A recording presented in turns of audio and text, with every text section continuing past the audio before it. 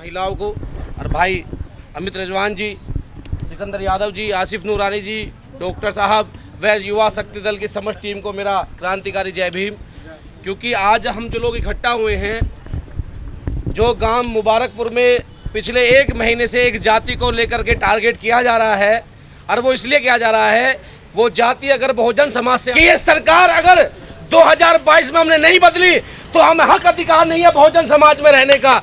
ये चंद दिनों की सरकारें इस बात को तय नहीं कर सकती कि अगर कोई अपनी आवाज उठाएगा तो उस आवाज को दबाया जाएगा। क्या गलती थी नेत्रपाल की, क्या गलती थी अमरजीत की, उन 7 नौजवान साथियों की जो बाबा साहब अम्बेडकर के संविधान में आस्था रखते हुए उस पार्क को बचाने का प्रयास कर रहे थे। और वो भूमाफिया, वो सरकार में रहने वाले वे गुंडे जिन्हें सरकार का संरक्षण प्राप्त है, वो वहां पर कब्जा करने का काम कर रहे थे।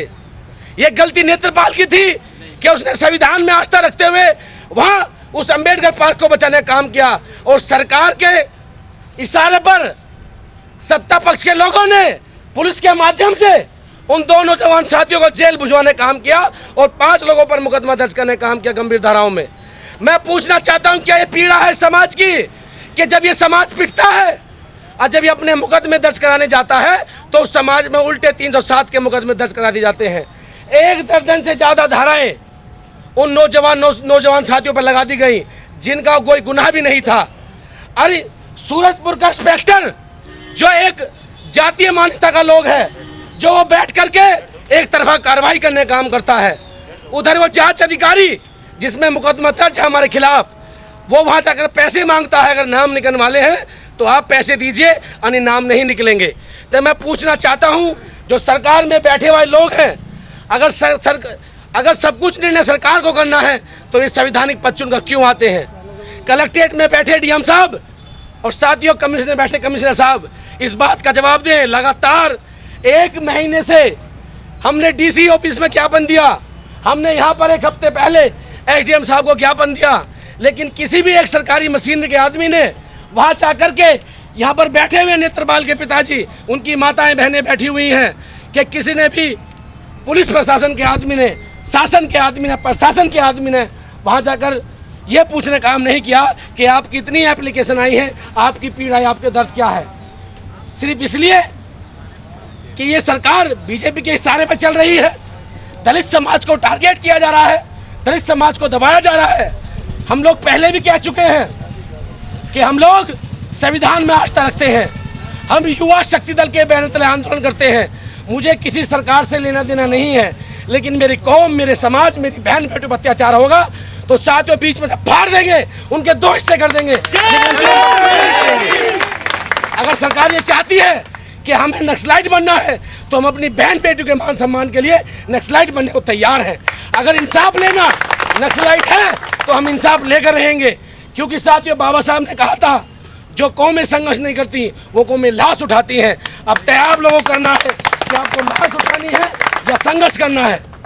पिछले 1 महीने से हम लगातार जिला प्रशासन के कोर्ट के माध्यम से, एप्लीकेशन के माध्यम से लगातार प्रयास कर रहे हैं कि उन लोगों के मुकदमे वापस लिए जाएं।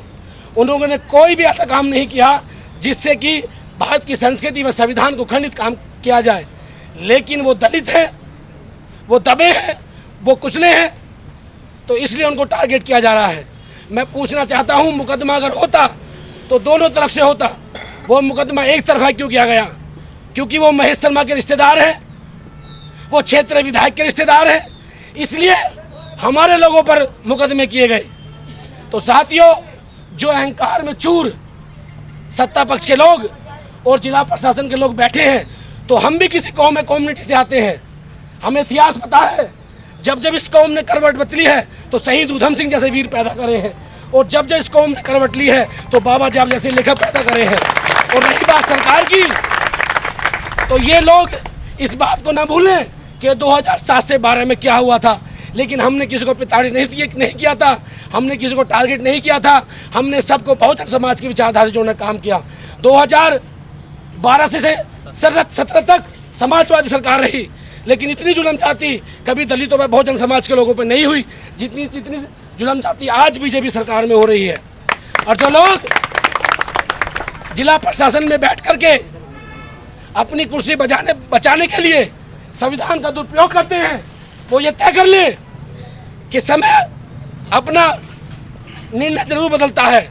और मैं कहना चाहूँ आप सब लोगों से कि जितनी भारी संख्या में आप लोग आए हैं, कि जो जो अधिकारी आपके साथ बदतमीजी कर रहे हैं, जो जो सरकारी मशीनरी आपके साथ दुर्व्यवहार कर रही है, उनका नाम लिख लें, उनकी प्लेटों पे नाम लिख लें। वो उत्तर प्रदेश के किसी कोने में हो, समय बदले पर अगर तुम्हारी जूती साफ नहीं करवाई तो हम भी बहुजन समाज का हिस्सा नहीं। ये वही लोग हैं जब काम बढ़ता है तो आपके पैर चूमने काम करते हैं, और जब काम निकल जाता है तो तुम्हें दबाने काम करते हैं। भाई अमित भाई ने कहा कि हम लोग भिन्न अलग अलग संगठनों में बटे हो सकते हैं, लेकिन जब कौम की बात आएगी तो साथ ही हम 2 तारीख का इतिहास दोहराने का काम करेंगे। और रही बात दबाने की, अगर जो लोग हमें अकेला समझते हैं तो हमारा एक एक शेर शायद 1.25 लाख से लड़ा है। आप जाकर देख लीजिए उधम सिंह की क्रांति को, आप देख लीजिए चित्तराम चमार जी को, आप देख लीजिए मददीन भंगी को, कि हम इतिहास दोहराने से पीछे नहीं हटेंगे। तो साथियों, मुबारकपुर में जो हमारी मांगे हैं कि वो मुकदमे वापस लिए जाएं, निष्पक्ष जांच हो, और साथियों दलितों पर जो अत्याचार हुआ है उसमें कानून प्रशासन संज्ञान लेकर के उनके साथ इंसाफ करने का काम करे। इसी के साथ साथ ये हालात जिला गौतम बुद्ध के नहीं है। हाथरस में एक हमारी बहन की जीभ काट दी जाती है, उसका रेप करने का प्रयास किया जाता है और उसकी नाड़ की हड्डी तोड़ दी जाती है।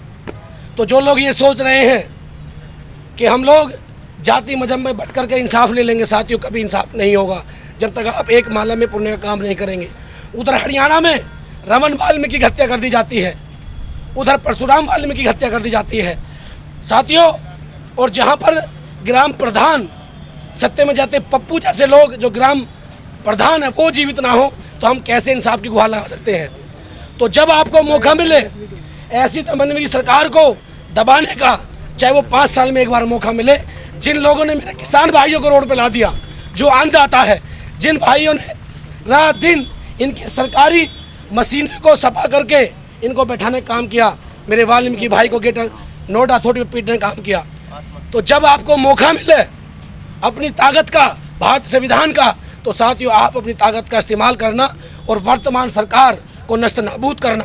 और समय परिवर्तन होने पर मैं रविकांत गौतम आपके बीच में कह रहा हूँ, अगर समय बदला, आप सबका साथ मिला, तो ये जो अधिकारी पूरे प्रदेश में बैठे हैं, जो लोग एक जाति को लेकर के दबाने काम कर रहे हैं, हम अपने मुंह पे नाक नहीं रखेंगे अगर इनकी नेम प्लेट ढूंढ के उत्तर प्रदेश से अगर इनसे तुम्हारे घरों की लैट्रिन सफा ना करवा दी, क्योंकि हम लोग ये जानते हैं हमें ताकत क्या होती है।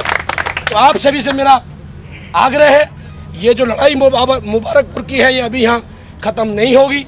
हम कोर्ट के माध्यम से भी लड़ रहे हैं, बार बार जिला प्रशासन को भी चेताने का काम कर रहे हैं कि इस पर निष्पक्ष जाँच की जाए।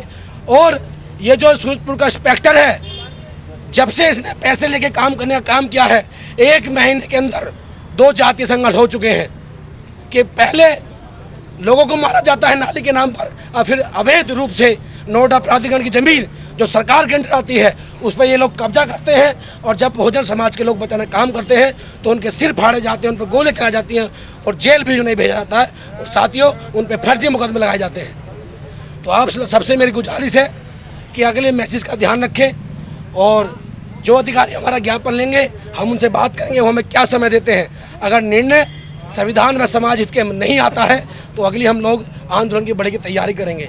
तो आप सब लोग दूर दराज से आए, उन सबको मेरा नमन है, धन्यवाद है। और साथियों अपने अपने घर जा कर के आप सभी लोग चिंतन करना, मंथन करना, जो आपसे तुम्हारे मतभेद है उन्हें भुलाना और बहुजन समाज को एक साथ एक माला में पिरोने का काम करना। तो हम सभी लोग सोशल डिस्टेंस का पालन करते हुए डीएम साहब के पास ज्ञापन लगातार कर रहे हैं, जिसमें हमने डीसी साहब को ज्ञापन दिया, उसमें से एक भी फोन संतोषजनक पीड़ित परिवार के पास नहीं गया कि आप अपनी शिकायत दे दीजिए या कोई बात है। उसके बाद में हमने फिर अभी 1 हफ्ते पहले एसडीएम साहब को ज्ञापन दिया, यहाँ पर एसडीएम साहब को ज्ञापन दिया, उसमें भी कोई कार्रवाई नहीं हुई।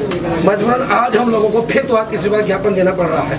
हमारी मांग ये है कि वो मुकदमा वापस हो, उसमें निष्पक्ष जांच की जाए और दलित समाज का भी मुकदमा दर्ज किया जाए अगर आप लोग उस मुकदमे को वापस ले लेते हैं, जिससे कि वो जाकर के अपनी कोर्ट के माध्यम से अपनी बात रख सके।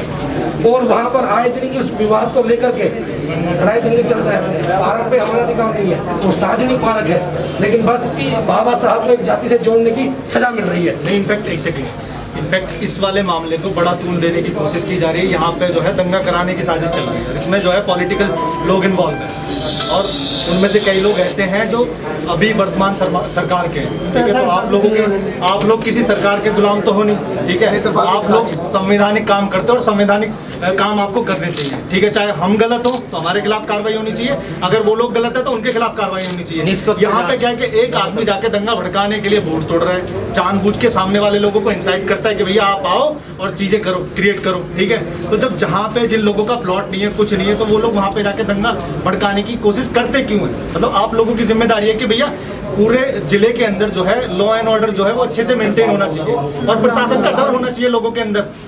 और जिन लड़कों से विवाद हुआ है वो यहाँ से कम 7-8 किलोमीटर दूर गाँव पड़ता लखनऊ सूरजपुर से, वो लोग वहाँ करके इस घटना को अंजाम दे रहे हैं। उसके बाद जो इत्तेफाक एक्सीडेंट केस हुआ, दोनों लोगों को चोट लगी नहीं लगी, उसके बाद एक लड़का इनके परिवार से, क्या नाम, जिसको अपहरण करा गया, ईश्वर लड़का, यहाँ सिटी मजिस्ट्रेट डीसी साहब को ज्ञापन देके जा रहा था घर, उन्होंने स्विफ्ट गाड़ी में जो बिगर नंबर प्लेट की थी, एक दिन बाद उसको उठाया, उसको मारा और जब वो उसको जंगल में छोड़ के गए। तो हाँ, आपसे हमारी इतनी मांग है कि इनके जो मुकदमे अगर वापस हो सकते हैं संविधान धारा से तो वापस किए जाएं, अन्यथा इनका भी एक तहरीर लेकर के, जो लगातार कम से कम 10-20 तहरीर जा चुकी है इंस्पेक्टर साहब पे, वो लोग उस पर मुकदमा दर्ज नहीं कर रहे। और जब से इंस्पेक्टर साहब आए हैं, 1 महीने के लगातार 2 बार जाति संघर्ष होने की संभावना बार बार बनाई गई है। इनके पास जब जांच अधिकारी वो आते हैं, कहते हैं अगर नाम निकलवाना, 1 मिनट सर, अगर नाम निकलवाना है तो आप कुछ पैसे दे दीजिए और नाम निकल जाएंगे, ये है। दूसरा साहब, हम लोग संगठन के आदमी हैं, अभी हमारी एक बहन का वहाँ पर जो हाथरस में उसकी जीभ काट दी, उसकी गर्दन तोड़ गई, तो हमारी आप सबसे गुजारिश है कि उसमें भी आप लोग अपने शासन प्रशासन के माध्यम से राष्ट्रपति महोदय व राष्ट्रपति साहब को सहमत करने का काम करें। वाल्मीकि समाज की लड़की है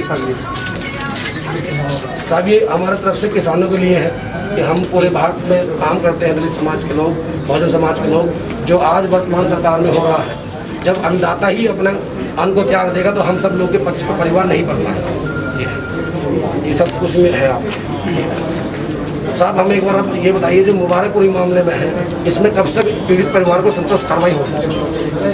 क्योंकि हम ज्ञापन देते रहेंगे, अन्यथा फिर यही है कि ये हमारा लास्ट ज्ञापन है। अभी यहाँ सैकड़ों संख्या में है, क्योंकि हम लोगों ने परमिशन लेकर यहाँ आए हैं। हम उन नेताओं की तरह नहीं है जो आएंगे और अपनी राजनीति छपाकर चले जाएंगे। हम जब यहाँ पर डीएम साहब आए, हमें बुलाया गया, कोई भी चाहे ईद रही, दिवाली रही, हमने अपने संगठन की तरफ से लिखत में आश्वासन दिया कि हमारे क्षेत्र, हमारे आज हमारे कार्यकर्ता हैं, आपको कभी ऐसे ही मौका नहीं मिलेगा जिससे कि संविधान में आपको ठेस लगे।